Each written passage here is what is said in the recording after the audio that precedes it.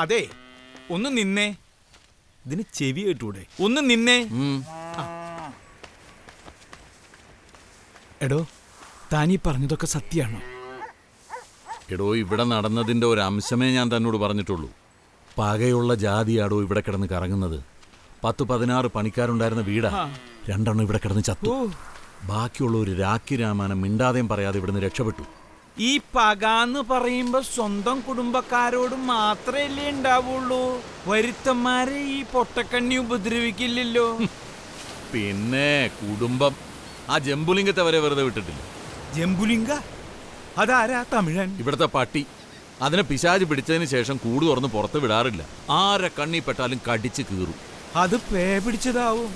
പേ പിടിച്ചതാണോ പിശാച് പിടിച്ചതാണോ എന്നൊന്നും അറിയില്ല. ഏതായാലും പട്ടിക്ക് വരെ ഭ്രാന്തായി, പിന്നാണോ മനുഷ്യൻ.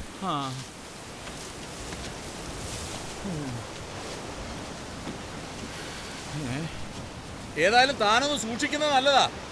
ഇപ്പൊ ഇവിടുത്തെ ബന്ധുവല്ലേ, ബന്ധു. അനുഭവിച്ചോ?